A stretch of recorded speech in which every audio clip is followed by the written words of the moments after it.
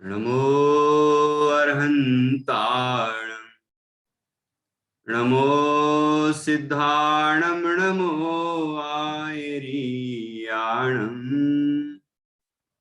नमो वज्रायाणं नमो लोये सव्साहुणम्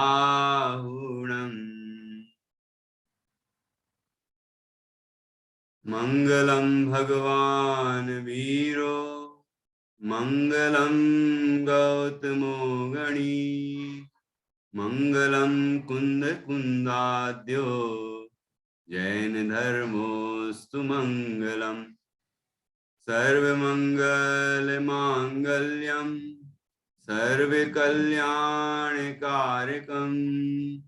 प्रधानम सर्वधर्माणां जैनम जयतु शासनम जैनम जयतु शासनम। जीवमजीवम दवम जिणवर वसहैण जैणणे देठम देविंद विंद वंदम वंदे तम सवदा सिरसा।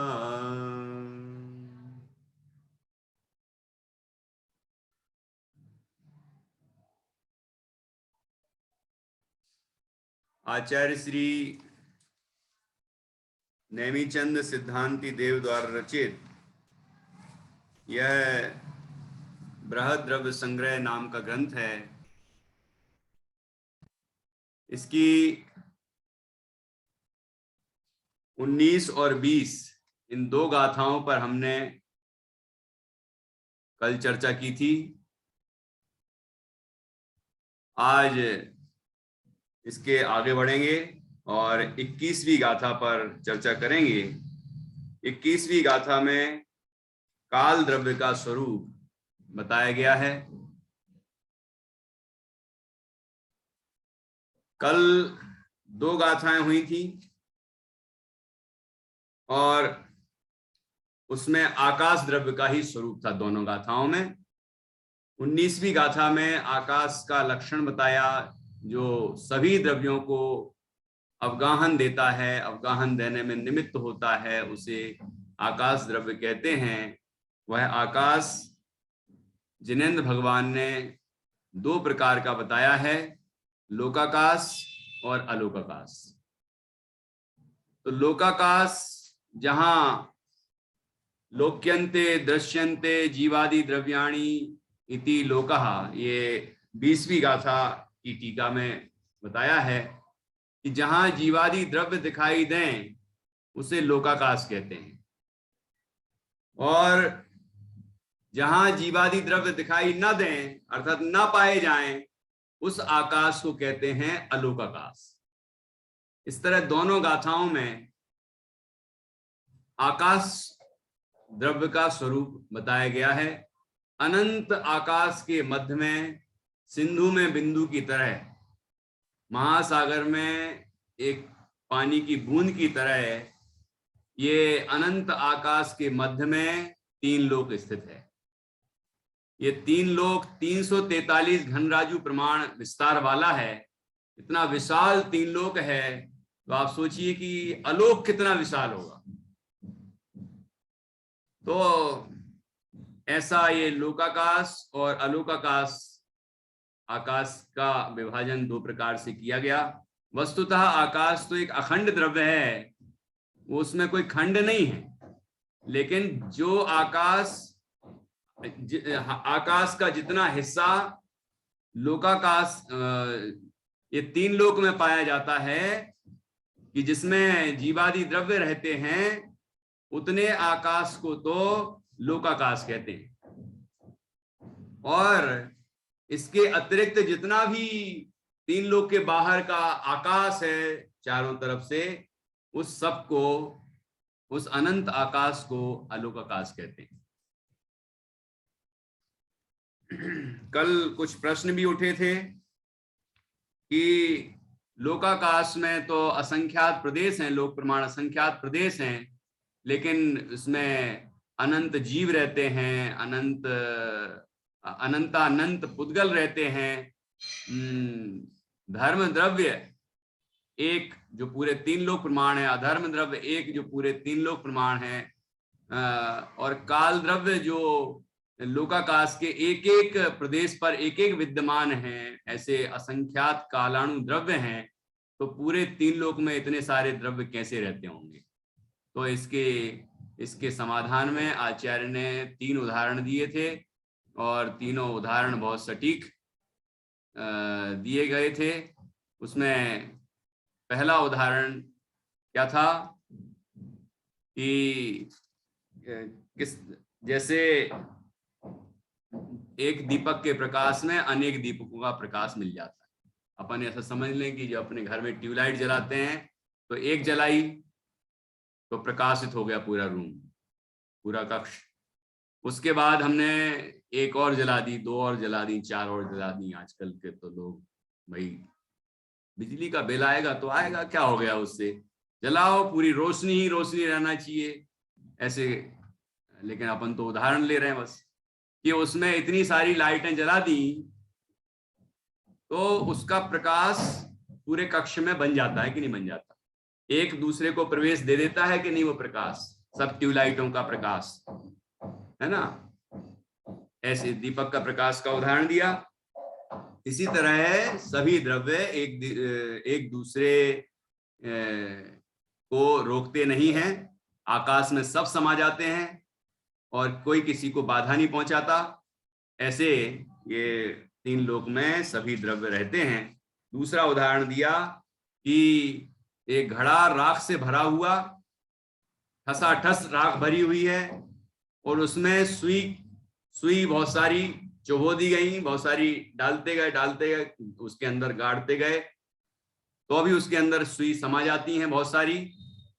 और फिर ऊंटनी का दूध उसमें डालते गए तो पूरा घड़े की राख गीली हो जाती है, लेकिन पूरा वो दूध समा जाता है। तो आचार्य इससे बताते हैं कि घड़ा एक है, उतनी ही जगह में वो राख भरी है पूरी ठसाठस, लेकिन उसमें सुई भी प्रवेश कर जाती है, लेकिन और उसमें ऊंटनी का दूध भी प्रवेश कर जाता है। ऐसे ही 3 लोक में, लोकाकाश में ये सभी द्रव्य रहते हैं। आकाश की ऐसी अद्भुत अवगाहन क्षमता है, इसलिए कोई समस्या नहीं आती। तीसरा उदाहरण दिया था,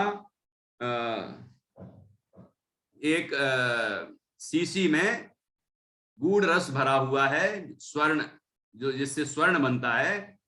तो शक्ति रूप में तो कितना सारा हुआ ये, क्योंकि है तो इतना सा, लेकिन उसमें सोना बनाने की क्षमता कितनी है। तो इस तरह के 3 उदाहरण यहाँ दिए गए और उससे समझाया गया कि आकाश में कैसी अद्भुत क्षमता है। तो ऐसे सभी द्रव्य आकाश में रहते हैं। जीव असंख्यात प्रदेशी है, ठीक है। पुद्गल द्रव्य संख्यात, असंख्यात और अनंत प्रदेशी है। पुद्गल का स्कंध अनंत प्रदेशी है, संख्यात प्रदेशी, असंख्यात प्रदेशी, अनंत प्रदेशी भी है। अपना शरीर अनंत प्रदेशी है कि एक एक परमाणु एक एक प्रदेशी होता है, तो अनंत परमाणुओं से शरीर बना है, तो अनंत प्रदेशी है। अब ऐसे इतने सारे जीवों के शरीर हैं, ठीक है, और इतनी सारी ये मकान, जायदाद, धन संपदा, ये सब अनंत अनंत अनंत प्रदेशों वाले हैं, अनंत परमाणुओं के स्कंध हैं। लेकिन आकाश में तो, लोकाकाश में तो असंख्यात प्रदेशी हैं। तो कैसे समझ आते हैं कि ये प्रदेश की अवगाहन क्षमता है, ठीक है ना। और ऐसे उदाहरणों से बात समझाई गई है। तो हम और भी आगे चर्चा करेंगे, और भी प्रदेश का स्वरूप भी आगे आएगा, तो उसमें और समझाएंगे। तो अभी इतना समाधान यहाँ किया, और बड़ा ही सुंदर आध्यात्मिक विषय आया दोनों ही गाथाओं में। जहां 19वीं गाथा में तो कमाल कर दिया कि सिद्ध भगवान कहाँ विराजमान रहते हैं? सिद्धालय में, ठीक है। तो सिद्धालय में विराजमान रहते हैं, तो उस जगह को क्या बोल देते हैं? सिद्ध क्षेत्र। और ऐसा कहते हैं सिद्ध क्षेत्र, सिद्धालय में अनंत आनंद है, सिद्धालय में आनंद ही आनंद है। क्यों नित्या मैत्री प्रतिष्ठा, सिद्धालय में अनंत आनंद। कहाँ आनंद है कि वहां, ऐसा बोलते भी है ना, मुक्तिपुरी है मेरा धाम, मिलता जहां पूर्ण विश्राम। तो ऐसा ऐसा बोलते हैं कि नहीं बोलते हैं? अब ये बताओ कि वहां विश्राम, वहां आनंद कि यहां आनंद? तो दोनों में से कौन सी सही बात है? क्यों प्रतिष्ठा, दोनों में से सही कौन सी बात है?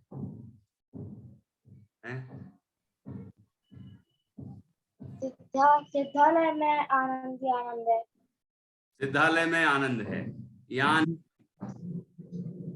यहाँ मतलब संसार में नहीं, यहाँ आत्मा में। यहाँ का अर्थ है वो जो आत्मा है ना।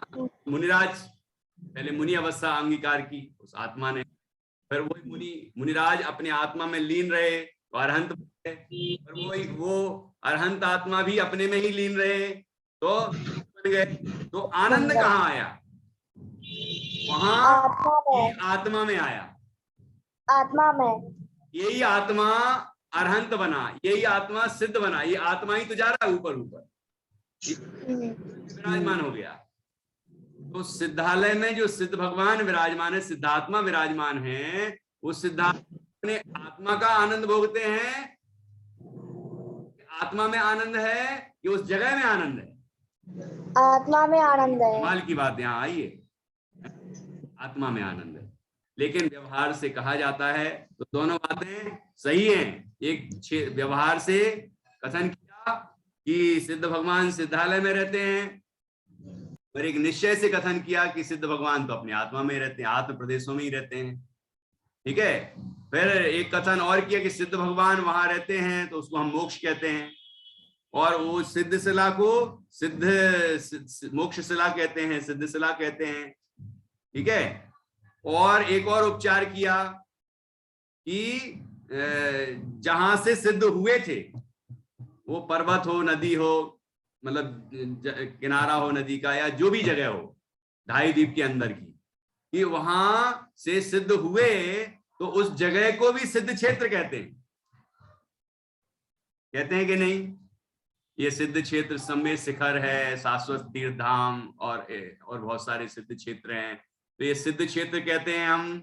ये उपचार यहां लिखा आखिरी में, ये जीवों को समझाने के लिए, सरलता से समझाने के लिए ऐसे कथन किए जाते हैं कि ये सिद्ध क्षेत्र है। अब सिद्ध कहाँ रह रहा है? जो सिद्ध क्षेत्र है वो सिद्ध तो वहां रहते हैं, लेकिन यहां से हुए ना।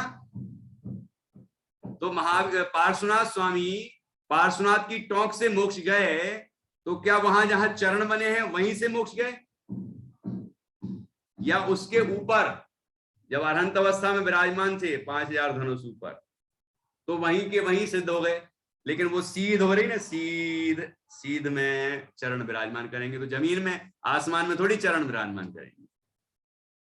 लेकिन हम पूजा करेंगे पार्श्वनाथ स्वामी की, तो पूजा, हमारी पूजा सिद्ध भगवान पार्श्वनाथ स्वामी तक पहुंचेगी कि नहीं पहुंचेगी? कि ऊपर ही देखना पड़ेगा? बताओ। ऐसा उपचार चलता है, ये व्यवहार चलता है, ठीक है ना। लेकिन उसको समझना चाहिए हमें कि ऐसा नहीं कि वो पार्श्वनाथ की टॉक है तो यहाँ से पार्श्वनाथ मोक्ष गए। कई लोगों ने जमीन खोद ली, वहां की मिट्टी उठा के ले गए अपने घर में, यहाँ प्रभु के चरण पड़े थे इसलिए मिट्टी तिजोरी में रख लेंगे तो फिर हमारी तिजोरी में धन बढ़ता जाएगा। ऐसी ऐसी मान्यताएं लेके जाते हैं लोग। ये नहीं सोचना है, उनने तो छुआ भी नहीं उस धरती को, वो तो आसमान में ही रहे, है ना, और वहीं के वहीं मोक्ष चले गए। जमीन पे उनने कदम रखा कहाँ? अरहंत अवस्था में जमीन पे कहाँ चलते हैं? सोचने की बात है ना। लेकिन उसकी सीध में ही मोक्ष गए हैं वहीं से। तो हमने कहा यहाँ ये सिद्ध क्षेत्र है, सिद्ध यहाँ से सिद्ध हुए हैं, है ना। हमने चरण स्थापित किए और भगवंतों का स्मरण करते हैं, पूजन करते हैं। एक बात वहां भी आई है मोक्ष मार्ग प्रकाशक में कि अरहंत की प्रतिमा अरहंतों का स्मरण कराती है। इसका तात्पर्य कि अरहंत की प्रतिमा अरहंत नहीं है, ये स्थापना निक्षेप से हम मानते हैं, और ये व्यवहार है और पूजा भी व्यवहार है, इसलिए बिल्कुल ठीक है। लेकिन समझ भी होना चाहिए कि ये भगवान नहीं है, भगवान वहां विराजमान, ये भगवान की प्रतिमा भगवान का स्मरण दिलाती है, इसलिए ये हमारे लिए भगवान जैसी ही पूजनीय है। जिन प्रतिमा जिन सार की कही जिनागम माए, जिन मंदिर जिन समोषण सम, है ना। देखो नित्या एक कविता सुनाना चाह रही है, ये सब पे बनी हुई है कविताएं। हाँ दीदी क्या कह रही हैं? मैंने कहा तीर्थंकर भगवान के तो पाँव जमीन पे नहीं होते हैं, लेकिन हाँ। और केवलियों के तो जमीन पे ही होते हैं। किसी के नहीं, मुनि अवस्था में जब रहते हैं तभी जमीन पे रहते हैं, और उनको भी चारण रिद्धि पैदा हो जाए तो वो भी आसमान ऐसे चलते हैं। नहीं, फिर उनको जैसे केवल ज्ञान होता है तो हाँ। वो कहाँ जाके होता है? हाँ वो तो कोई ना कोई केवल ज्ञान जब भी होता है तो हाँ, कोई ना कोई पहाड़ पर या पेड़ के नीचे या कहीं नदी के हाँ, किनारे या कहीं ना कहीं विराजमान रहते हैं, हाँ। में पद्मासन में जहां भी, तो वहां से उनको स्वरूप ध्यान के द्वारा अरहंत अवस्था होती है। अरहंत अवस्था होती है 5000 धनुष ऊपर। अच्छा, हर हर हर केवली हर एक का वो तो यहाँ मैंने बताया था एक बार, हाँ अरहंतों का पैर की तरफ से समश्रेणी है, समझ लो। वहां सिर की तरफ से समश्रेणी है, ऐसे सिद्धालय हाँ। लोकाग्र में ऐसे विराजमान होते, तो सबका जो मस्तक का हिस्सा है वो ऐसा समान रहता है, नहीं, वो तो ठीक है, अरहंतों का ऐसा समान रहता है। पर जैसे अभी मान लो आत्म साधना कर रहे हैं, मान लो शिखर जी में, हम्म और उनको केवल ज्ञान हो गया, सामान्य केवली को, हम्म तो वो तो फिर वहीं से सीधा मोक्ष जाएंगे ना, कि नहीं, उनको भी ऊपर जाना। केवल ज्ञान होगा तो अरहंत अवस्था हुई, अरहंत अवस्था होते ही 5000 धनुष ऊपर, वो भी ऊपर चले जाते हैं 5000 सबका ही नियम है, वो तो सबका ही होता है। अच्छा, हाँ। हमको लगता था सिर्फ तीर्थंकर का ऐसा होता है। नहीं नहीं नहीं, वहां तो बस गंधकुटी और समोषण का अंतर होता है। गंधकुटी तो अरहंतों की तीर्थंकरों की होती है, लेकिन उनकी समोषण के अंदर गंधकुटी होती है, और सामान्य केवलियों की अकेली गंधकुटी होती है। ये वहां यहाँ अंतर है, पंच कल्याणक आदि के अंतर हैं, है ना, लेकिन ये चिन्ह के अंतर हैं, लेकिन ये अंतर नहीं है। ये तो सबका एक सा स्वरूप, अनंत चतुष्ट है, सबको एक से होते हैं, गुण सबके एक से हैं, है ना, वो तो सब एक सा है, मतलब निश्चय। ये गंध कुटी मतलब नियम से बनती है? नहीं, जिनके उपदेश होना होता है उन अरहंतों की गंधकुटी बनती है, अरहंतों की मतलब, हाँ, सामान्य केवली की। सामान्य केवली की। और अगर नहीं होना हो तो जैसे मूक केवली हैं तो नहीं होगी। नहीं, तो तब भी वो 5000 धनुष ऊपर जाके रुकेंगे, हाँ वो तो होगा ही, और वहां से सिद्ध अवस्था प्राप्त करेंगे। प्रातिहार्यों से युक्त होंगे। तो, तो ये जो उनका शरीर है, चरम शरीर, हाँ। जब वो उनको अनंत अवस्था होती है, तो क्या हम्म। उनका शरीर फिर नीचे नहीं रहता है? उनका शरीर भी ऊपर ही चला जाता है क्या? अब आत्मा के साथ ही तो शरीर रहेगा जब तक अरहंत अवस्था है। तो फिर बाद में जैसे उनको सिद्ध होते हैं, तो वो शरीर का उनका क्या होता है, कपूर, सामान्य केवली का? हाँ वो तो सबका ही होता है। उनका भी कपूर्वत उड़ जाता है? मतलब ऐसे जमीन में ऐसा अंतिम संस्कार नहीं होता इस तरह। नहीं, अच्छा, केवल ज्ञान का भी तो कोई अतिशय है। वाह। तो ऐसा बड़ा गजब का स्वरूप है। देखो, तो यहाँ पर ऐसे कई उपचार कथन किए, और यहाँ बताया कि कैसे हम उपचार से उस, जैसे गंगा नदी के किनारे भगीरथ, राजा भगीरथ जब मुनि दशा में विराजमान थे, निर्ग्रंथ मुनि, तो उनको केवल ज्ञान वही निर्ग्रंथ अवस्था में साधना कर रहे थे, ठीक है। तो देवता इतनी ऐसी साधना कर रहे थे कि देवता लोग भी उनके चरण स्पर्श करने आए, चरण पखारे, तो वहां उनके चरण का जल तो गंगा के अंदर ही चला गया, तो पूरे गंगा को ही पवित्र मान लिया गया, और उसको तीर्थ जल कहते हैं। हमने ये कहानी संकलित की है, अपने उत्तर पुराण में आई है, और अपनी कथा 32 में ये कहानी है। तो मतलब भगीरथ ऋषि की कहानी है।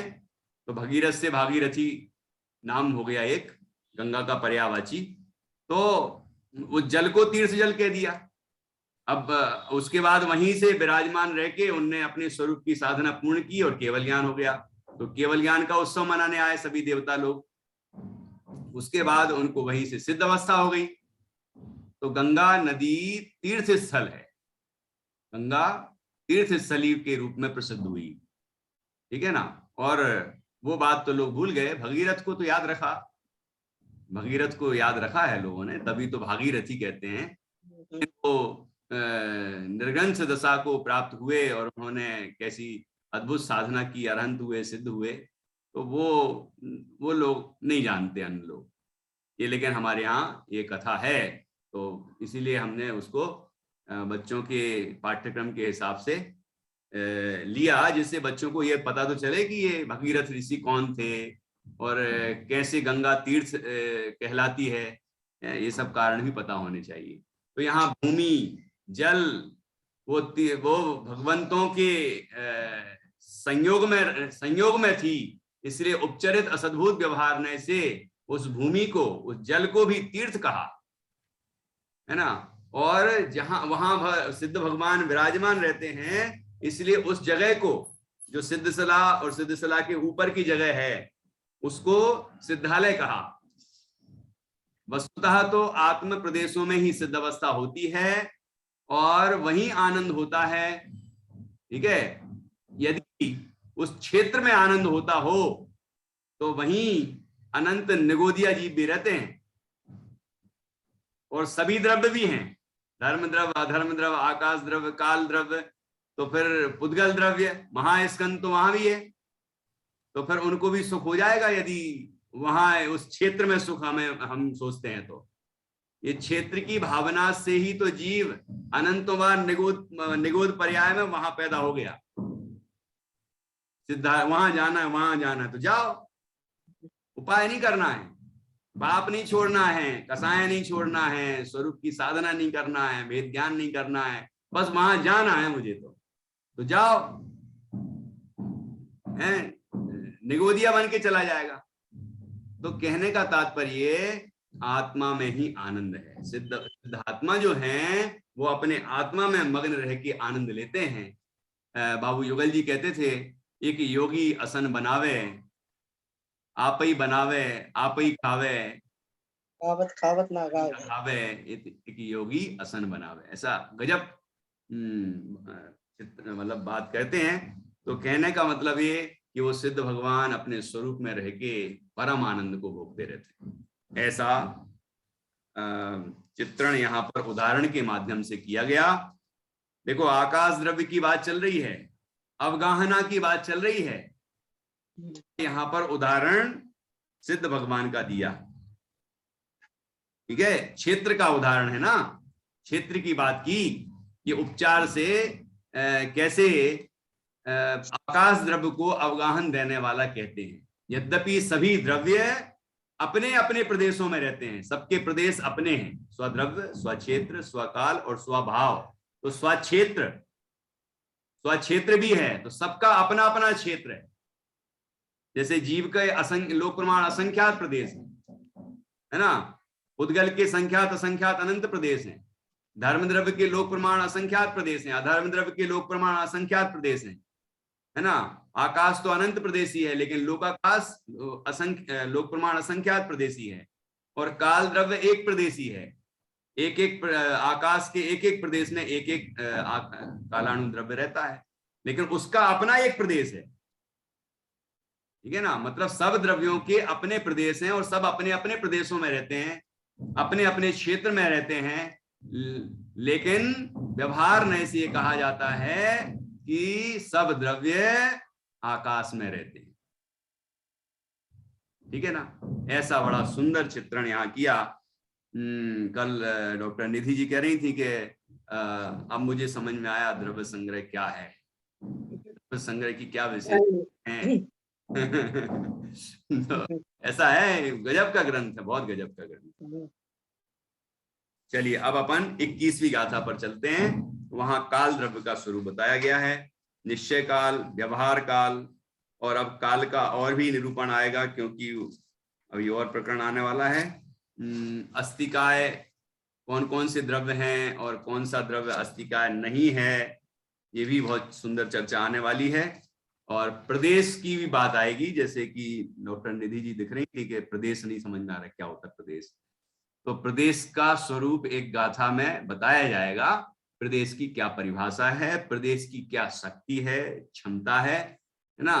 तो उसका स्वरूप आगे क्रमशः आएगा, तो वहां हम समझेंगे। अभी 21वीं गाथा है 21। नित्या तुम्हें कुछ बोलना है क्या?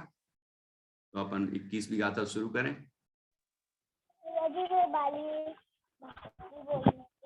हाँ, आपकी आवाज बात समझ में नहीं आई। भैया जी जन्मंदिर दिन समर्पण वाली भक्ति बोलनी थी। अच्छा बोलनी है, ठीक है बोलो। जन्मंदिर दिन समर्पण महिमा अपरंपार, गंग कुटी में मां सिंहराज, फिर नर नारी करुण जयकार। बहुत बढ़िया। कौन सी किताब में लिखी है कहानी, ये कविता है? याद की है? भूल गई? ठीक है, अच्छा कोई बात नहीं, बस बात याद रहना चाहिए, कहाँ से ली है ये जरूरी नहीं है। ये गीत कुसुम में ये शिशु वर्ग के लिए छोटी छोटी कविताएं हैं उसमें। तो ये जैसे उसने सुना कि ये समोषण के समान, जिन मंदिर समोषण के समान, जिन प्रतिमा जिन देव के समान, तो कविता याद आ गई। चलिए अब हम 21वीं गाथा पढ़ेंगे। काल द्रव्य का स्वरूप उसमें बताया गया है।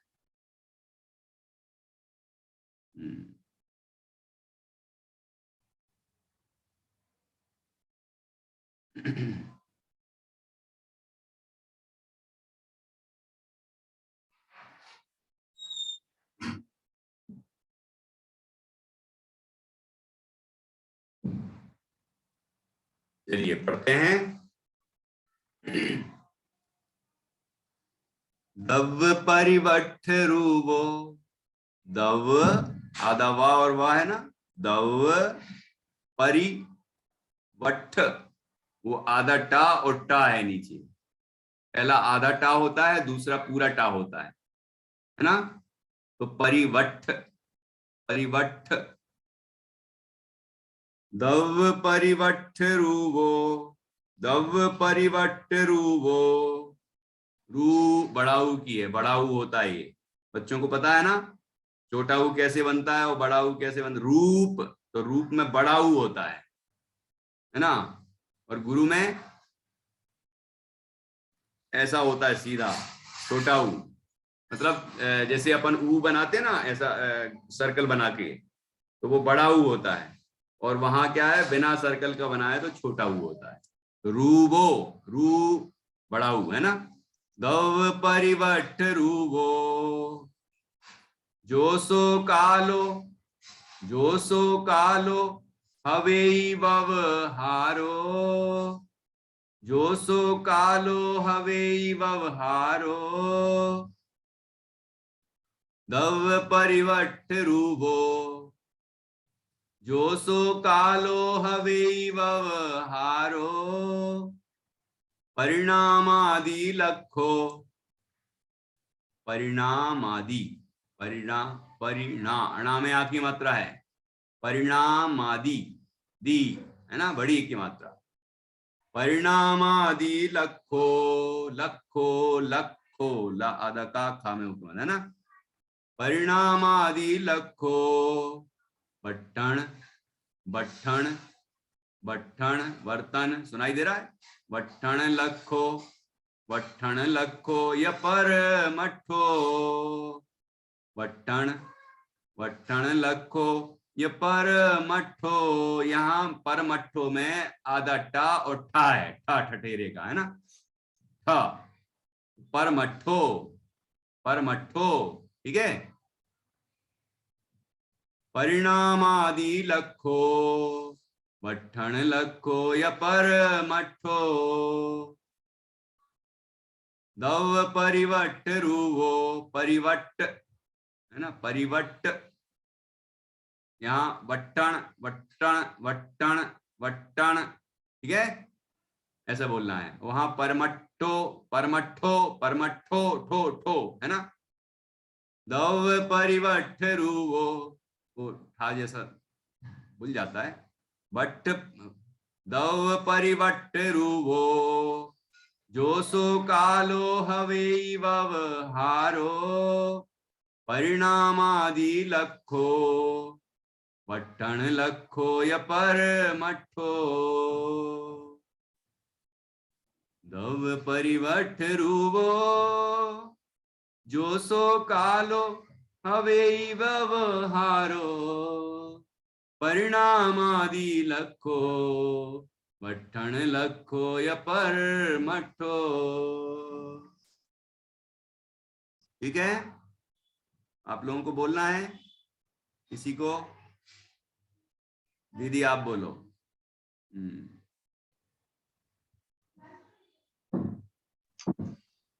दव्व परिवट्ट रूवो, जो सो कालो हवे व्यवहारो, परिणामादि लखो वट्टण लखो या परमट्ठो, परमट्ठो, परमट्ठो।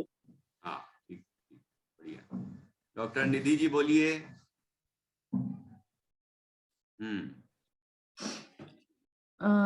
दव परिवट्ट रूवो, जो सो कालो हवे व्यवहारो, परिणामादि लखो वट्टण लखो या परमट्ठो। बहुत बढ़िया, बिल्कुल शुद्ध उच्चारण किया है। अब याद भी करना है आपको। ये अध्याय पूरा होते ही सबको याद हो जाना चाहिए। बस गाथाएं हैं ये पहले अध्याय में, तो आप सोचिए, आई 21वीं गाथा है, मतलब 7 गाथाएं एक सब पास लगभग। आप अच्छे से याद करें, ठीक है। और एक अध्याय जब पूरा हो जाएगा तो उसका रिवीजन करेंगे, आपसे पूछेंगे, ओरल परीक्षा होगी, सुनाने वाली भी, मतलब कंठस्थ किया हुआ सुनेंगे, कुछ प्रश्नोत्तर भी करेंगे, और संभव हुआ तो ये गोष्ठी भी कर लेंगे। एक अध्याय की गोष्ठी पर दूसरा अध्याय शुरू करेंगे, ऐसा करके 3 अध्याय हैं तो द्रव्य संग्रह पूरा हो जाएगा, ठीक है। तो द्रव्य संग्रह पूरा होने पर कोई यदि आपसे पूछे कि द्रव्य संग्रह में क्या विशेष पड़ा, तो आपको पता होना चाहिए कि द्रव्य संग्रह में क्या विशेष आया। उसमें तो 6 द्रव्य, 50 7 तत्व, 9 पदार्थ और मोक्ष मार्ग का स्वरूप बताया गया है।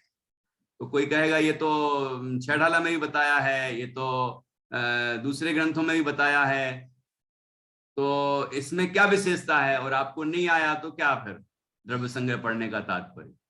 मतलब आपको पता होना चाहिए, अलग अलग ग्रंथों की अपनी विशेषता है, आचार्यों की अपनी विशेषता है, उनकी शैली की विशेषता है ना, तो वो हमें पता होना चाहिए। हाँ जी भैया जी, इस ग्रंथ में 6 द्रव्यों को जाना है, व्यवहार नय से और निश्चय नय से, ताकि पता चले कि यथार्थ रूप क्या है और लोक व्यवहार से क्या कहेंगे। इतना मैंने समझा है। चलिए बढ़िया, ठीक है। और समझ में आएगा, और कौन से खास खास बिंदु हैं जो यहाँ विशेष आए, शास्त्र का क्या प्रयोजन है, एक एक चीज गजब की है। पहली गाथा में शास्त्र का क्या प्रयोजन है ना, ऐसे सभी गाथाओं में कुछ विशेष आए। तीसरी गाथा में 6 नयों का स्वरूप बता दिया। ये पूरे नए चक्र पढ़ेंगे आप, या नए के कोई भी ग्रंथ पढ़ेंगे, तो उसमें ये कोटेशन आपको जरूर मिलेगा जो तीसरी गाथा में दिया है। मतलब, और यहाँ के अशुद्ध निश्चय की क्या परिभाषा है, ऐसे कई चीजें आपको बड़े बड़े दूसरे ग्रंथों में भी मिलेंगी, नए चक्र आदि के ग्रंथ हैं उनमें भी मिलेंगी, ठीक है ना। तो इस ग्रंथ की बहुत विशेषता है। ध्यान का स्वरूप जो आएगा अभी तीसरे अध्याय में, है ना, वो भी बहुत सारी जगह मिलेगा आपको। यहाँ का उदाहरण देंगे कि यहाँ आया है ये, तो ऐसा ये अद्भुत बहुत सुंदर विषय शैली है। और ये जो उदाहरण देने की कला है, मतलब विषय चल रहा है अजीब का, लेकिन जीव को उदाहरण के रूप में दिया, क्योंकि जीव परिचित है, उदाहरण परिचित होता है, इसलिए इलॉजिकल नहीं है ना। तो उदाहरण दिया जीव का और समझाया अजीब का स्वरूप। तो जीव को नहीं भूलने दे रहे हैं कि अपने को जानना है, अपने को कि अजीब से भिन्न हूं मैं, तो ऐसा अपना स्वरूप याद रहना चाहिए। ऐसा गजब, ये मुझे बहुत सुंदर लगा, ये आचार्य शैली बहुत जोरदार है। ठीक है, तो अपन आगे और क्रम से पढ़ते जाएं। सानवी को क्या कहना है? नित्या मैत्री को 21वीं गाथा याद हो गई है, सुना दो। एक मिनट, हाँ बोलो, सानवी बोलो। द्रव्य परिवर्तरूपो जो सो कालो हवे ई व्यवहारो परिमाण मादी लखो वर्ण लखो या परमठो। अच्छी कोशिश है। परिणाम आदि, दूसरी पंक्ति में क्या लिखा है सानवी? परिणाम आदि, है ना। परिणाम आदि लखो वट्ठण लखो या परमठो। तो थोड़ा सा दूसरी में सुधार की जरूरत है, उसकी दादी सुधरवा देंगी।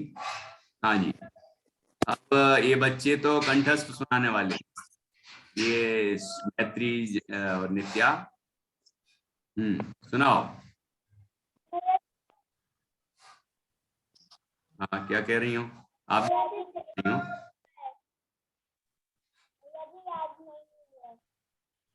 हाँ,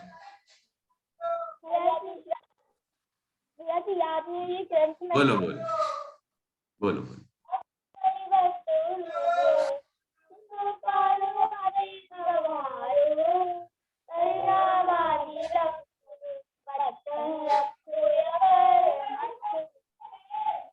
बहुत बढ़िया, ओके। चलिए अब आगे बढ़ते हैं। प्रतिष्ठा, तुम्हारा भी नंबर है, तुम्हें भी सुनाना पड़ेगा, है ना। प्रतिष्ठा मना नहीं करती, कभी भी मना नहीं करती कि नहीं भैया जी मैं नहीं सुना पाऊं, ये कहते हैं हाँ भैया जी मैं कोशिश करूंगी। ये अच्छी बात है उसकी, है ना। पॉजिटिव रहना चाहिए हमेशा। देखो अभी सुनाएगी वो, सुनाओ।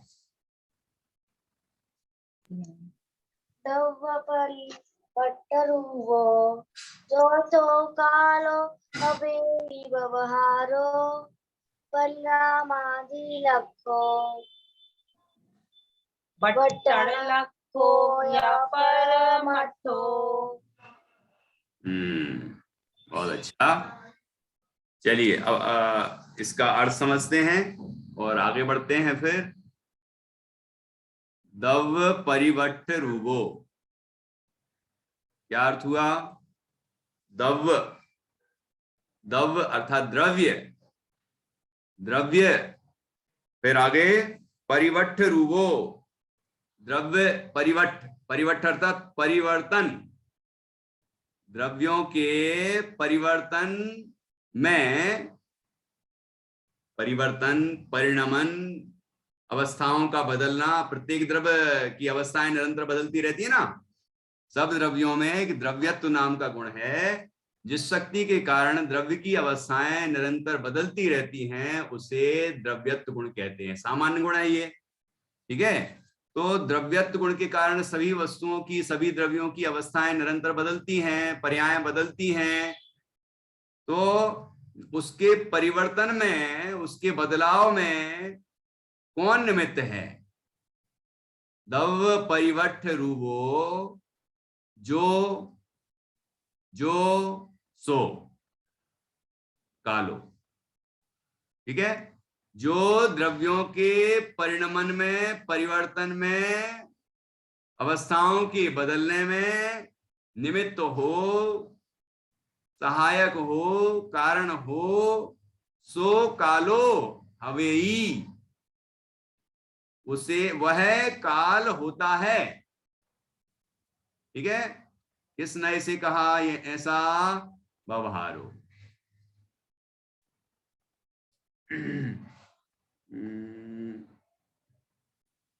हाँ, व्यवहारो, ये व्यवहार ने से कहा। परिणाम आदि लक्षो, ये उसके ही भेद हैं। ये परिणाम आदि लक्षण है ना, परिणाम क्रिया परत्वा परत्वे, ऐसा ऐसा एक तत्वार सूत्र का सूत्र है। परिणाम क्रिया परत्वा परत्वे, वर्तना कर परिणाम क्रिया परत्वा परत्वे, ऐसा सूत्र है। तो ये परिणाम आदि, आदि में वो सभी आ गए, अभी विस्तार से चर्चा करेंगे। परिणाम आदि लक्षो, लक्षो मतलब जो लक्ष्य हैं, परिणाम आदि के द्वारा लक्षित होता है, ठीक है, वो व्यवहार काल है। परिणाम क्रिया परत्व अपरत्व, इनसे जो ज्ञात होता है उसका नाम व्यवहार से काल है। फिर निश्चय काल क्या है? वट्टण लखो या परमठो, या मतलब और वट्टण लखो की वर्तना जिसका लक्षण है, वर्तना जिसका लक्षण है, परमठो, परमठो कि परमार्थ से कालो, कालो हवेई, वो तो एक सा पद है, उसे परमार्थ से अर्थात निश्चय से काल द्रव्य जानो, वो निश्चय से काल द्रव्य है। अब इसको समझते हैं अपन। देखो यहां आगे लिखा है,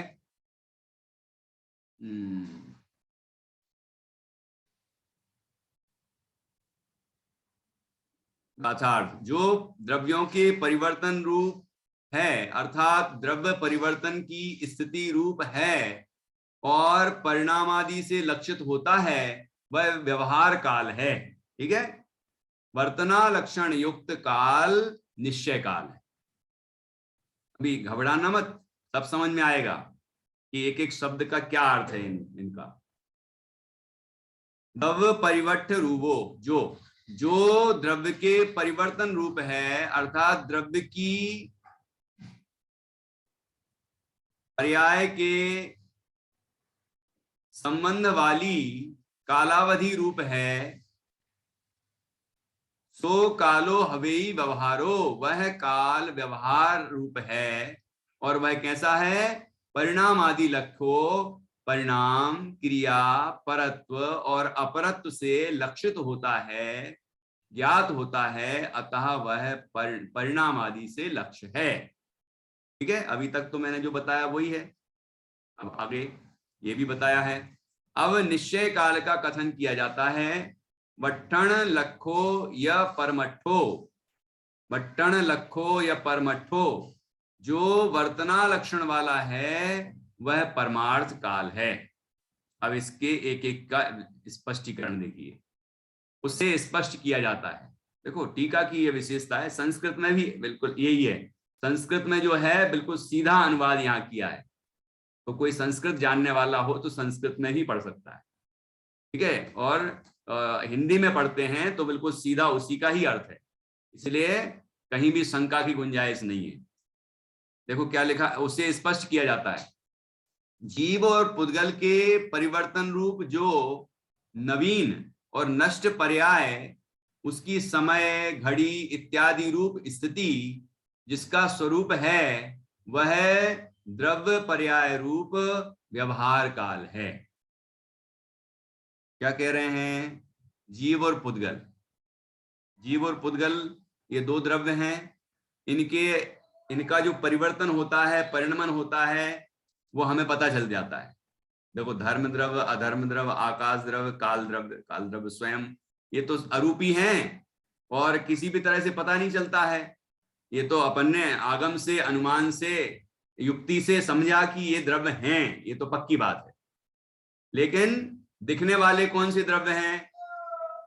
वास्तव में तो पुद्गल ही दिखता है, लेकिन व्यवहार से जीव भी दिखता है। कैसे ये दिख रहा है ना, जीव है, ये चींटी जा रही तो अपन कहते हैं ये जीव जा रहा है, उसके ऊपर पैर मत रखना है, जीव नष्ट हो जाएगा, उसकी मृत्यु हो जाएगी, उसको तकलीफ होगी, ऐसा कहते हैं कि नहीं व्यवहार से। तो वह उसी दृष्टि से जीव और पुद्गलों को माध्यम बनाया जाता है काल को समझने के लिए। जीव और पुद्गल के परिवर्तन रूप जो नवीन और नष्ट पर्याय, नवीन पर्याय उत्पन्न हुई और नष्ट पर्याय जो हुई व्यय हुई, और नष्ट पर्याय उसकी समय घड़ी इत्यादि रूप स्थिति जिसका स्वरूप है। समय, घड़ी, घंटा, महीना, वर्ष इत्यादि रूप उसकी स्थिति होती है, अवस्था होती है, वो जिसका स्वरूप है वह द्रव्य पर्याय रूप व्यवहार काल, द्रव्य पर्याय रूप व्यवहार काल है। ये कैसे पता चलता है? ये जैसे अपन लोग कितने साल के हो गए, अपना जन्म हुआ, फिर अपने शरीर में धीरे धीरे विकास होता जाता है, तो हम कहते हैं अब इतने साल के हो गए, अब इतने साल के हो गए, है ना, कहते कि नहीं? तो ये घड़ी देखते हैं, उसमें कांटे ऐसे ऐसे ऐसे ऐसे चलते रहते हैं, ये तो पुद्गल है, हम समझते हैं वो घड़ी है, समय बताती है, समय नहीं है वो। समय तो काल द्रव्य में होता है, काल द्रव्य की पर्याय है वो, लेकिन वो हमें बताती है कि अब देखो 1 सेकंड हो गया, 2 सेकंड हो गया, 3 सेकंड हो गए, 4 सेकंड हो गए, ऐसे ऐसे घूमती है ना। ये पुद्गल से पता चल रहा है, पुद्गल की अवस्थाओं से। और भी यहाँ बताया है आगे, देखो अभी बताएंगे। वही संस्कृत प्राभृत में भी कहा है, स्थिति ही काल संज्ञा, स्थिति को काल संज्ञा है। ठीक है, जीव और पुद्गल की जो स्थिति है, पूर्व पर्याय का व्यय और नवीन पर्याय की उत्पत्ति जो होती है, तो उससे काल का पता चलता है। और देखिए, उस पर्याय से संबंधित जो समय, घड़ी आदि रूप स्थिति है, वह स्थिति व्यवहार काल है। ये घड़ी का अर्थ क्या है यहाँ पर? समय का अर्थ तो पता होगा, है ना। समय काल का सबसे छोटा हिस्सा, सबसे छोटी इकाई, उसका नाम समय है। ठीक है, वो एक सेकंड में, वो एक सेकंड अंतर मुहूर्त के बराबर है, मतलब बहुत बड़ा काल है 1 सेकंड, तो उसका असंख्यातवां हिस्सा वो एक समय होगा, बहुत बहुत सबसे छोटी इकाई काल की। अब घड़ी होती है 24 मिनट की। जैन गणित में घड़ी किसको कहते हैं? 24 मिनट की होती है घड़ी। ठीक है, तो ऐसे घड़ी, घंटा, महीना, वर्ष इत्यादि, मुहूर्त 48 मिनट, ऐसे इसके गणित है। तो ये व्यवहार काल है। हमने भेद कर करके बताया ना, भेद किया सो व्यवहार, और परद्रव्य के माध्यम से बताया इसलिए भी व्यवहार। काल द्रव्य का वर्णन काल द्रव्य से ही करो तो निश्चय, लेकिन काल द्रव्य का वर्णन हम पुद्गल से कर रहे हैं, जीव से कर रहे हैं, तो ये व्यवहार हो गया कि जीव के माध्यम से, पुद्गल के माध्यम से काल बताना पड़ रहा है, तो ये व्यवहार कथन है, इसीलिए उसको कहा व्यवहार काल है। वर्ष बदलते हैं, देखो पहले ये घड़ी बताई, घंटा, महीना, वर्ष, ये सब होता है, तो उसमें अपन दिन सूर्य उदय हुआ, हम कहते हैं दिन का प्रारंभ हुआ, सूर्य अस्त हुआ, दिन अस्त हो गया, दिन डूब गया, फिर चांद आया, फिर रात्रि हुई, रात्रि पूरी बीती, चांद गायब हो गया, मतलब दिखाई नहीं देता। तो ऐसे हमने कहा अगले दिन सूर्योदय हुआ, तो हमने कहा 1 दिन हो गया, 24 घंटे हो गए, बोलते कि नहीं। फिर ऐसे ही 7 दिन बीत जाते तो हम कहते 1 सप्ताह हो गया, फिर 15 दिन बीतते हैं तो हम कहते 1 पक्ष हो गया, फिर 30 दिन बीतते हैं तो हम कहते 1 माह हो गया, फिर एक ऋतुएं होती हैं, वो ऋतुएं, मौसम, वो बीतते हैं तो हम कहते हैं 1 मौसम चला गया, अब दूसरा मौसम आ गया, अब दूसरा मौसम चला गया, तीसरा मौसम, 1 साल बीत गया, 6 ऋतुएं होती हैं उसमें। ठीक है ना, तो ऐसे ये व्यवहार है ये सब। पिछले बसंत में हमने ऐसा किया था, अब ये फिर से बसंत आ गया, मैंने अपने जीवन के इतने बसंत देख लिए, ये सब क्या कथन है? ये सब व्यवहार कथन है काल द्रव्य के। ठीक है ना, तो इससे इन जीव, ये पुद्गल ही तो है। ये सूर्य क्या है? सूर्य चंद्रमा क्या है? ये पुद्गल है, विमान है ना, पुद्गल ही तो है। तो इन पुद्गलों के माध्यम से, पुद्गलों की गति के माध्यम से काल की गति को समझना, काल की गणना करना, ये व्यवहार काल है। ठीक है, तो यहां कहा, अभी और भी बताएंगे, परत्व अपरत्व में अभी समझाएंगे, देखो बहुत सरल है, अब भी हो जाएगा। उस पर्याय से संबंधित जो समय, घड़ी आदि रूप स्थिति है, वह स्थिति व्यवहार काल है। पुद्गलादि के परिवर्तन रूप पर्याय व्यवहार काल नहीं है। क्या लिखा यहाँ पर? पुद्गलादि के परिवर्तन रूप पर्याय व्यवहार काल नहीं है। घड़ी चलती है, वो व्यवहार काल नहीं है। सूर्योदय होता है, अस्त होता है, तो इतने घंटे हो गए, ये व्यवहार काल नहीं है। सूर्य के कारण व्यवहार काल, सूर्य व्यवहार काल नहीं है। सूर्य की गति व्यवहार काल नहीं है। सूर्य की गति से काल का पता करना, ये व्यवहार काल। आया पॉइंट? समझ में आया? नहीं समझ में आया? एक सेकंड हुआ, 2 सेकंड हुए, तो ये व्यवहार काल है क्या? कि इस कांटे की गति से हमें समय समझना है। कांटा चल रहा है तो हमने समय को समझा। तो समय नाम का जो द्रव्य है, उसकी जो पर्याय है, मतलब काल द्रव्य की जो पर्याय है समय, उसको हमने घड़ी के कांटों से समझा। तो घड़ी के कांटे समय नहीं है, व्यवहार से भी नहीं है। लेकिन उन घड़ी के कांटों से हमने काल द्रव्य को समझा, तो ये काल द्रव्य का व्यवहार से निरूपण हुआ, वो व्यवहार काल। ख्याल में आया कुछ पॉइंट? कुछ बात समझ में आई होगी, ठीक है ना? मतलब जीव और पुद्गल, धर्म अधर्म आकाश काल, ये कोई मतलब जीव पुद्गल, यहाँ तो जीव पुद्गल की बात है ना, तो जीव और पुद्गल की जो अवस्थाएं हैं, ये कोई व्यवहार काल नहीं है।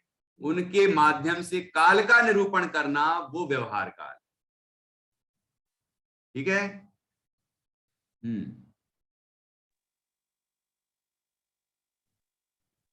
नहीं, आपकी आवाज नहीं आई अभी।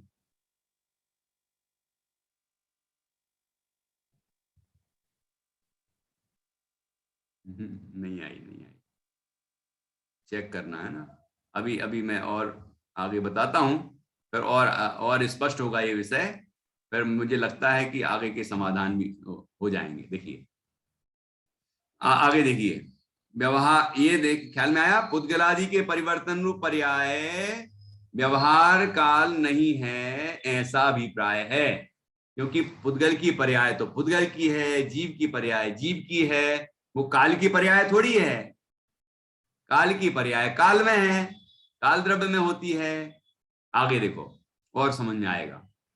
का पर्याय संबंधी स्थिति को व्यवहार काल ऐसा नाम मिलता है।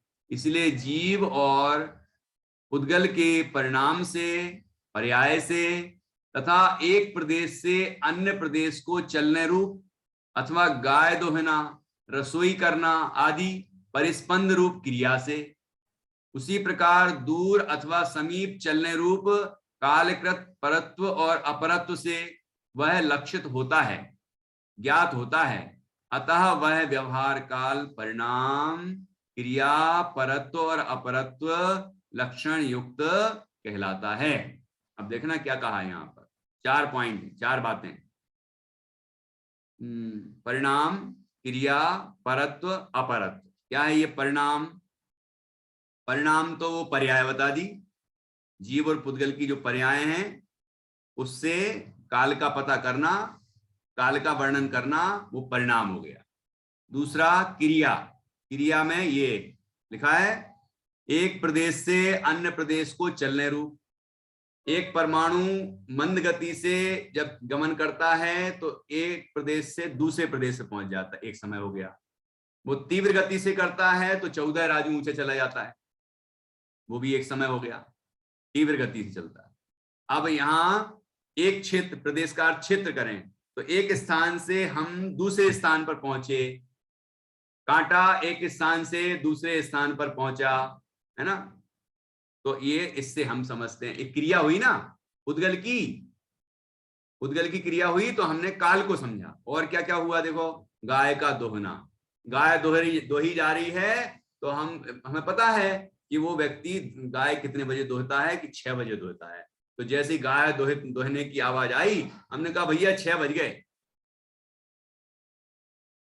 मुर्गा बोला 4 बज गए, ये अमुक पक्षी बोला इतने बज गए होंगे, बज गए, होता है कि नहीं, भोर हो गई। तो ये कौन से द्रव्य हैं? ये जीव और पुद्गल, उनकी क्रियाएं हैं ये। तो उन क्रियाओं से हमने समझा कि काल कितना हुआ, काल को समझा। ये व्यवहार काल है। अब देखो, और रसोई करना, रसोई बनाते हैं तो रसोई बना रहे हैं, अब रसोई बन रही है तो भोजन का समय हो गया, समय हो गया।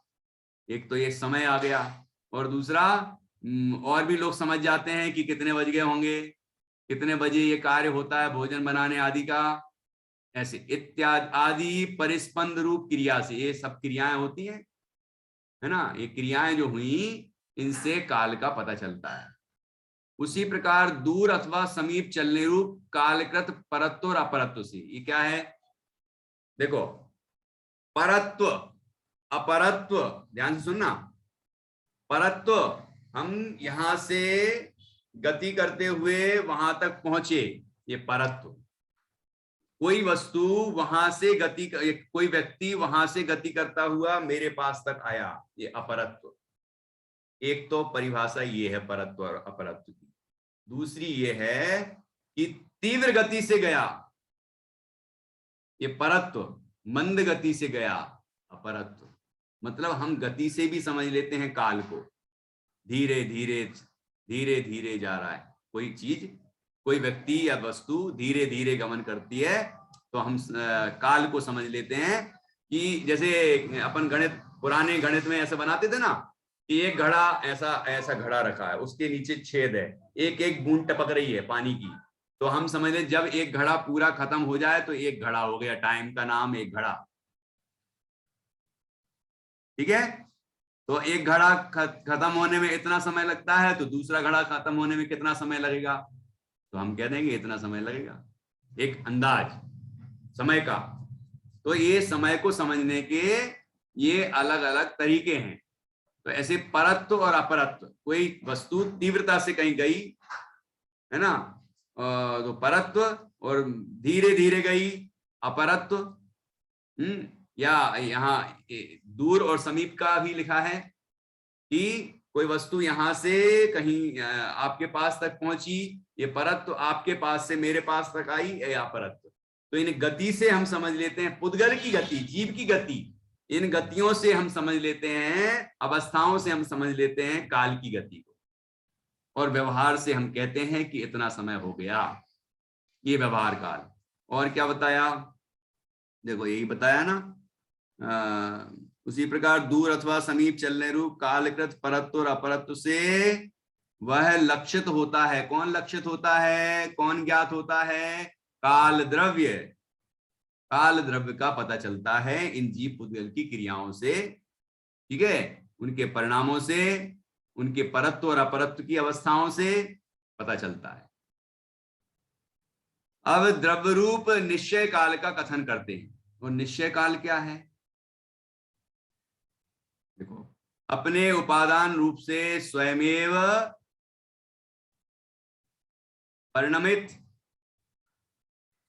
परिणमित पदार्थों को कुम्हार के चाक को फिरने में नीचे की कीली के सहकारी पने की भांति। दूसरा उदाहरण, अब शीतकाल में अध्ययन करते हुए विद्यार्थी को अध्ययन में अग्नि के सहकारी पने की भांति। तीसरा उदाहरण, ये दो उदाहरण हो गए ना, बस दो ही हैं। पदार्थ परिणति में जो सहकारी पना उसे वर्तना कहते हैं। यह वर्तना जिसका लक्षण है वह वर्तना लक्षण वाला कालाणु द्रव्य रूप निश्चय काल है। इस प्रकार व्यवहार काल और निश्चय काल का स्वरूप जानना।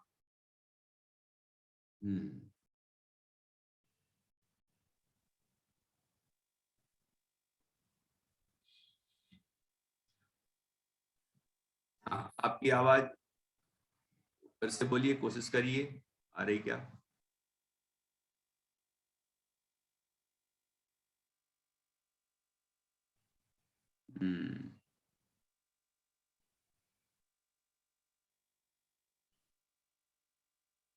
यहाँ से तो अनम्यूट किया हुआ है, आपने भी कर लिया है, लेकिन फिर भी नहीं आ रही है। मैं और कोशिश करता हूँ, तरीके हैं क्या? नहीं है। चलिए, तो आप अब मुझे या तो व्हाट्सएप पर लिख देना या कल पूछ लेना क्या पूछना है, क्या बताना है। चलो देखिए, तो चैट करना आता हो तो चैट पे भी भेज सकते हैं। चलिए, नहीं तो कोई बात नहीं, कल अपन चर्चा और कर लेंगे। अभी देखिए, यहाँ निश्चय काल को समझाने के लिए 2 उदाहरण दिए। कौन कौन से 2 उदाहरण? पहला, ये तो बहुत प्रसिद्ध उदाहरण है, लेकिन आचार्य ने एक और उदाहरण दे दिया। ऐसी गजब नई चीज मिलेगी आपको कुछ। एक तो कुम्हार का चाक। नित्या, कुम्हार का चाक देखा? रश्मि, तुमने तो देखा होगा। ऐसा चक्का घूमता है, उसके ऊपर घड़ा बनाने लगता है वो मिट्टी से, लेकिन वो जो चक्का घूम रहा है ऐसा ऐसा, उसमें सहकारी कारण कौन है? मतलब किसके ऊपर घूम रहा है? तो ऐसी नीचे कील लगी रहती है, लगी रहती है ना। तो जैसे वो कील घुमाती है, क्या कील जो लगी हुई है, चक्का उस पर ऐसा घूमता है, तो घूमता तो चक्का है, लेकिन वो कील सहकारी कारण है। बस ऐसे ही काम काल द्रव्य का है।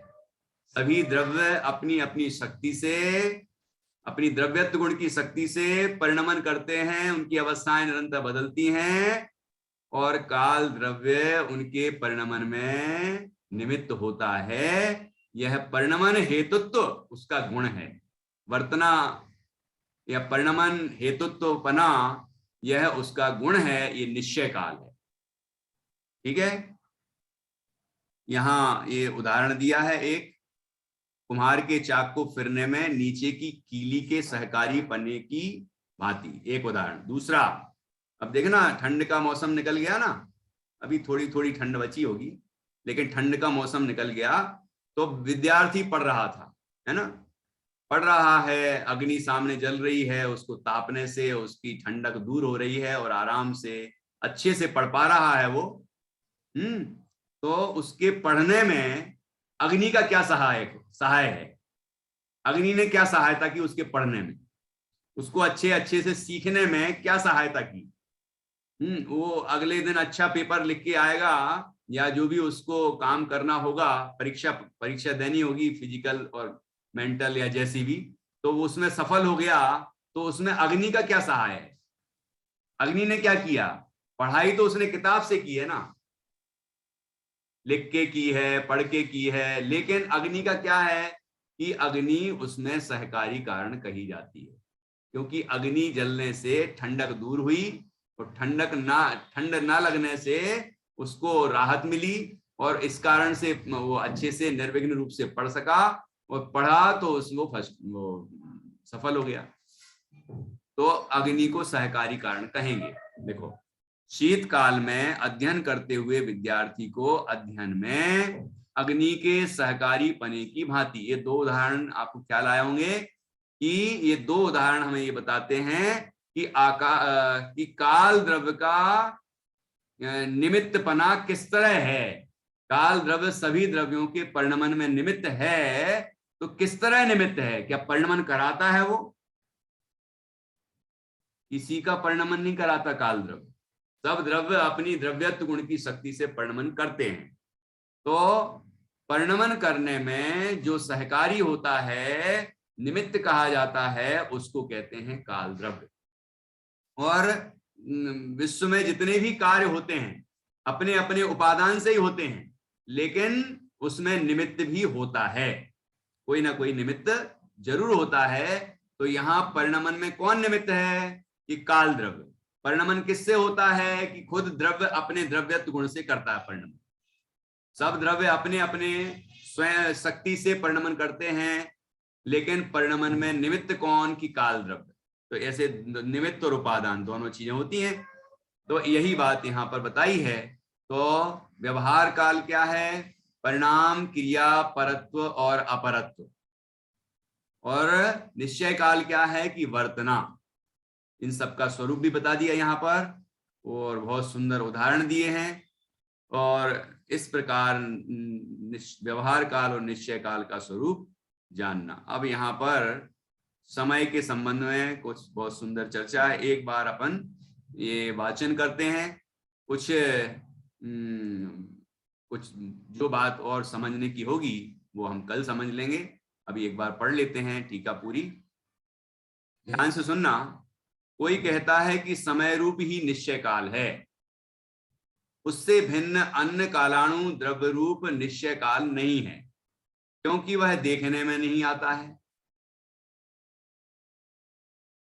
ठीक है, मतलब यहां पर्याय को ही बस मानना चाह रहे हैं, द्रव्य को नहीं मानना चाह रहे हैं। समय क्या है? काल द्रव्य की पर्याय है, और बोलते क्या है? हम समय ही बोलते हैं। तो प्रश्नकर्ता ये बोलना चाह रहे हैं कि बस समय ही होता है, कालाणु द्रव्य कोई नहीं होता, ऐसा वो मानना चाह रहे हैं। फिर से, कोई कहता है कि समय रूप ही निश्चय काल है, उससे भिन्न अन्य कालाणु द्रव्य रूप निश्चय काल नहीं है, क्योंकि वह देखने में नहीं आता है। कारण क्या बताया? देखने में नहीं आता है। उसका उत्तर देते हुए, प्रथम तो समय काल की ही पर्याय है। समय काल की पर्याय किस प्रकार है? समय उत्पन्न ध्वंसी होती है इसलिए, पर्याय उत्पन्न ध्वंसी होती है इसलिए। और कहा है कि समो उपन्न पद्धंसी, समय उत्पन्न होता है और नाश को प्राप्त होता है, और वह पर्याय द्रव्य के बिना नहीं होती है। पर्याय दिख रही है ना, तो द्रव्य के बिना कोई पर्याय नहीं होती। कि कोई ने कहा कि सोना ले आओ, तो वो कोई ना कोई रूप में ही आएगा ना। कोई कहे कि ये बिस्किट क्यों ले आए, सोना लाने को कहा था, कि वो उस रूप में ही आएगा, किसी ना किसी रूप में आएगा। हार क्यों ले आए हैं, कंगन क्यों ले आए, सोना लाने को कहा था। कि नहीं, सोना नाम का जो द्रव्य है वो उसकी कोई ना कोई पर्याय के साथ ही मिलेगा। ऐसे ही जब पर्याय पकड़ में आ रही है कि समय नाम की पर्याय होती है, तो वो समय द्रव्य के आधार से ही, वो पर्याय द्रव्य के आधार से ही होती है। तो उस द्रव्य का ज्ञान हो जाता है, हमें निश्चय होता है ज्ञान द्रव्य का। तो इस तरह से कोई मत ऐसे हैं जो केवल पर्याय को तो मानते हैं, समय नाम की, द्रव्य को नहीं मानते, काल द्रव्य को स्वीकार नहीं करते। इसलिए विषय स्पष्ट किया गया है कि यहाँ ब्रैकेट के बाद फिर से पढ़ता हूं, और वह पर्याय द्रव्य के बिना नहीं होती है। उस पर्याय रूप काल द्रव्य, उस समय रूप पर्याय काल के, समय रूप पर्याय काल के उपादान कारण रूप द्रव्य, वह भी काल रूप होना चाहिए। समय का जो स्वरूप है वही उसके द्रव्य का स्वरूप होगा। ईंधन, अग्नि आदि सहकारी कारण से उत्पन्न भातरूप पर्याय के उपादान कारण धान की भांति, कुम्हार, चाक, डोरी आदि बहिरंग निमित्त से उत्पन्न मिट्टी के घट पर्याय के उपादान कारण मिट्टी के पिंड की भांति, जैसा मिट्टी का पिंड है वैसे ही तो घड़ा बनेगा, है ना। जैसे धान होगी तो वैसे ही तो भात बनेगा। धान में से चावल निकलेंगे तो चावल पकेंगे। तो चावल, जो पके हुए चावल का स्वरूप कच्चे चावल जैसे ही तो होगा, जो उसके अंदर था वही तो प्रकट हुआ है। ऐसा थोड़ी होगा कि चावल हम लाए कौन से चिन्नौर के चावल, कि बासमती के, क्षत्रिय, पता नहीं और कौन कौन से, और खुशबू कुछ और ही आ जाए, ऐसा थोड़ी होगा। जो उसका स्वरूप होगा वही तो प्रकट होगा पकने के बाद भी, है ना। लोहे से तो लोहे के आभूषण बनेंगे, सोने से सोने के ही बनेंगे, है कि नहीं। पर्याय भी द्रव्य के अंदर जो स्वभाव है वही तो पर्याय में प्रकट होता है। ये बात यहां कही। अथवा आगे, अथवा नर नारकादि पर्याय के उपादान कारण जीव की भांति समय, घड़ी आदि काल का उपादान कारण काल द्रव्य होना चाहिए, वह भी इसलिए उपादान कारण के जैसा ही कार्य होता है, ऐसा वचन होने से। इस प्रकार से यहाँ काल द्रव्य की सिद्धि की एक पैराग्राफ और है, फिर देखते हैं और कितना है। बस एक बार वाचन कर लें 2 मिनट में और। अब कोई ऐसा मानता है कि समय आदि काल के पर्यायों का उपादान कारण काल द्रव्य नहीं है, परंतु समय रूप पर्याय की उत्पत्ति में मंद गति परिणत पुद्गल परमाणु, निमेष निमेष रूप पर्याय की उत्पत्ति में आंखों का बंद होना और खुलना, घड़ी रूप काल पर्याय की उत्पत्ति में घड़ी की सामग्री रूप जल का बर्तन, मनुष्य के हाथ आदि के व्यापार और दिवस रूप पर्याय की उत्पत्ति में सूर्य का बिंब उपादान कारण है। परंतु ऐसा नहीं है। कोई कहे वो पुद्गल ही, वो पुद्गल, ये जो पुद्गल की क्रियाएं है ना, ये काल को उत्पन्न करती है, समय को उत्पन्न करती है, कोई काल द्रव्य नहीं है, ऐसा प्रश्नकर्ता बोलना चाह रहे हैं। तो आचार्य उत्तर देते हैं कि परंतु ऐसा नहीं है। यदि ऐसा हो तो जिस प्रकार चावल रूप उपादान कारण से उत्पन्न भात रूप पर्याय में सफेद, काला आदि रंग, सुगंध अथवा दुर्गंध, स्निग्ध अथवा रूक्षादि स्पर्श, मधुर आदि रस इत्यादि विशेष गुण दिखाई पड़ते हैं। जैसे चावल में था वैसे ही भात बना, वैसे ही तो उसमें प्रकट होगा। उसी प्रकार पुद्गल परमाणु, आंखों का खुलना अथवा बंद होना, जल का कटोरा और मनुष्य का व्यापार आदि तथा सूर्य बिंब रूप उपादान भूत पुद्गल पर्यायों से उत्पन्न समय, निमिष, घड़ी, दिवस आदि काल पर्यायों में भी सफेद, कृष्ण आदि गुण प्राप्त होने चाहिए। यदि पुद्गल से उत्पन्न मानोगे समय आदि को, समय, निमिष, घड़ी, दिवस आदि को, तो समय आदि में भी पुद्गल के गुण होने चाहिए। पुद्गल तो स्पर्श रस गंध वर्ण वाला होता है, तो फिर समय भी स्पर्श रस गंध वर्ण वाला हो जाएगा। जबकि ऐसा तो है नहीं, समय कोई रंग थोड़ी होता समय का। तो समय, घड़ी, घंटा, महीना, वर्ष, ये वही रंगीन हो जाएंगे फिर हैं, लेकिन ऐसा नहीं है। इसलिए क्योंकि पुद्गल से उत्पन्न नहीं है वो। परंतु ऐसा तो होता नहीं, क्योंकि उपादान कारण के समान कार्य होता है, ऐसा वचन है। बहुत कहने से क्या, जो अनादि निधन है, अमूर्त है, नित्य है, समयादि के उपादान कारण भूत होने पर भी समयादि के भेद रहित है, वह कालाणु द्रव्य रूप निश्चय काल है।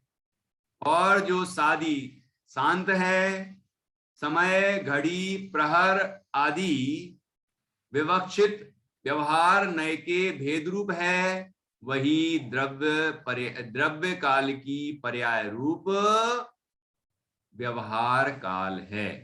इस प्रकार हमने काल द्रव्य के संबंध में कुछ विशेष चर्चा की। अब यहाँ अभी एक और कथा आएगी 22 नंबर की, जिसमें काल द्रव्य के संबंध में कुछ और विशेष बातें बताई जाएंगी। यहाँ कुछ सारांश भी दिख रहा है, वो पढ़ लेते हैं। 21वीं गाथा का सारांश यह है कि यद्यपि काल लब्धि के वश से जीव अनंत सुख का भाजन होता है, तो भी विशुद्ध ज्ञान दर्शन स्वभावी निज परमात्म तत्व के सम्यक श्रद्धान ज्ञान आचरण रूप तथा समस्त बहिर्द्रव्य की इच्छा की निवृत्ति जिसका लक्षण है, ऐसे तपश्चरण रूप जो निश्चय चतुर्विध आराधना है, वही उसमें उपादान कारण जानना काल नहीं, अतः वह काल हे है। आत्मा ही उपादेय है। हमें सुखी होना है तो आत्मा का आश्रय लेना चाहिए। काल लब्धि बोलते हैं, काल लब्धि आ गई इसलिए उसका कल्याण हो गया, तो उसके अंदर काल का कुछ नहीं आया। कार्य तो जीव ने स्वयं अपने उपादान से किया, आनंद रूप, मोक्ष रूप। ठीक है, व्यवहार से काल पर आरोप डालते हैं, वस्तुतः वह काल हे है, अर्थात अपनापन करने लायक नहीं है, भिन्न द्रव्य है और मैं एक जीव द्रव्य हूँ और जीव ही आश्रय करने योग्य है। ऐसी बड़ी सुंदर चर्चा आई। इसके बाद की चर्चा अपन अब कल करेंगे। तो आज की क्लास हम यहाँ पूरी करते हैं। जिनवाणी स्तुति आज 10-15 मिनट ज्यादा हो गए। हाँ जी, जिनवाणी स्तुति। निज निधि निज में बताई, अनंत उपकार है उसके जिनवाणी माँ को वंदना शतवार, वंदना शतवार। दासांग जिनवाणी माता की जय, महान जिन धर्म की जय। सभी 9 बार नमोकार मंत्र के माध्यम से पंच परमेष्ठी का स्मरण करें।